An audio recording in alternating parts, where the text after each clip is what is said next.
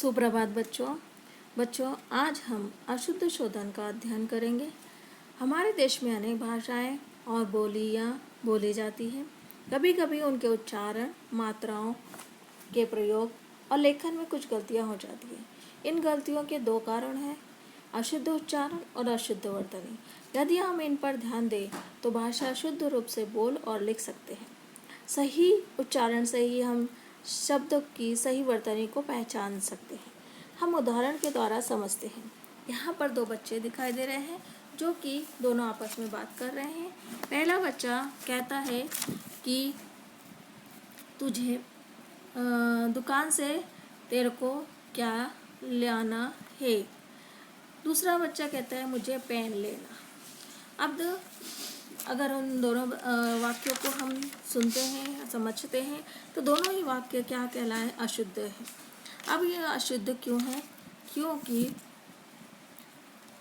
क्योंकि तो तेरे को शब्द का उपयोग किया है। तेरे को शब्द सुनने में अच्छा नहीं लगता, तो तेरे को की जगह पर अगर हम वहाँ पे तुम्हें बोला जाए तो वाक्य शुद्ध हो जाएगा। जैसे कि दुकान से तुम्हें क्या लेना है। दूसरा वाक्य में बच्चे ने कहा कि मुझे पेन लेना। इसमें क्रिया के साथ सहायक क्रिया का प्रयोग नहीं किया गया है, तो उसने नहीं किया था, तो इस वजह से यह वाक्य क्या हो गया, अशुद्ध हो गया। इन छोटी छोटी बातों को अगर हम ध्यान में रखते हैं तो हम अपने उच्चारण को सुधार सकते हैं। तो उसकी जगह पर मुझे पेन लेना है, यह वाक्य शुद्ध कहलाता है। इसी प्रकार हम और देखते हैं कुछ अशुद्धियाँ हैं जो हम उच्चारण के अलग अलग जगह पे अलग अलग प्रांतों में रहने वाले लोग शब्द का उच्चारण करते समय कुछ गलतियाँ कर देते हैं। जैसे कि पुत्र नहीं होता है, पुत्र होता है।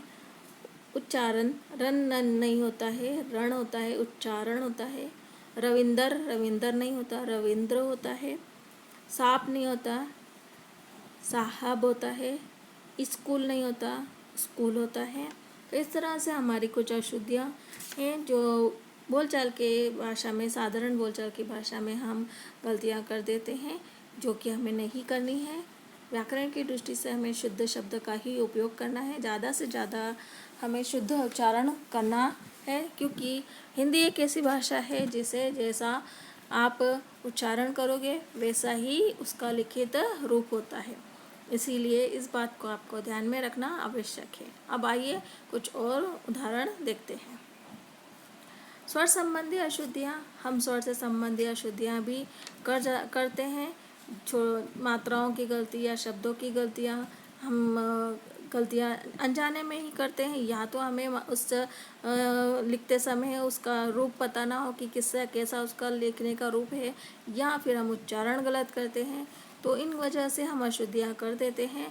तो ऋतु होता है, ऋतु नहीं होता है। आधीन नहीं होता, अधीन होता है। बीमारी नहीं होता, बीमारी होता है। कवि नहीं होता, कवि होता है। बाहर नहीं होता, बाहर होता है। इस प्रकार हम स्वर से संबंधित गलतियाँ करते हैं, जिसे हमें क्या करना चाहिए, उसका शुद्ध रूप, उसका शुद्ध उच्चारण को ध्यान में रखते हुए शब्द का उपयोग करना चाहिए। और देखते हैं लिंग से संबंधित अशुद्धियाँ, जो कि पुल्लिंग और स्त्रीलिंग, दो लिंग होते हैं हमारे।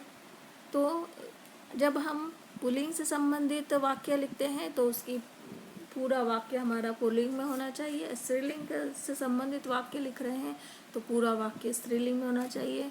लेकिन अनजाने में ही हम क्या करते हैं, पुल्लिंग के साथ स्त्रीलिंग का उपयोग कर देते हैं और स्त्रीलिंग के साथ पुल्लिंग का उपयोग कर देते हैं। तो दोनों ही सूरतों में हमारा वाक्य अशुद्ध हो जाता है। जैसे कि मेरा भाई छठी कक्षा में पढ़ती है। अब यहाँ पर भाई तो पुल्लिंग है, क्रिया उन्होंने स्त्रीलिंग में कर दी, तो क्या हो गया, ये वाक्य क्या हो गया, अशुद्ध हो गया। मेरा भाई छठी कक्षा में पढ़ता है। गौतम ने खाना खाई गलत हो गया। गौतम ने खाना खाया। गाय खेत में चर रहा है यानी पुल्लिंग है, गाय स्त्रीलिंग है। ये वहाँ पर भी पुल्लिंग से संबंधित अशुद्धियाँ आ गई। तो गाय खेत में चर रही है। और वचन संबंधी अशुद्धियाँ, वचन से संबंधित अशुद्धियाँ होती है एक वचन और बहुवचन से संबंधित।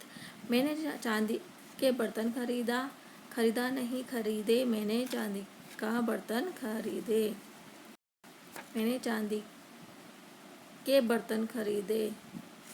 मंदिर में सबने हाथ जोड़ा। मंदिर में सबने हाथ जोड़े।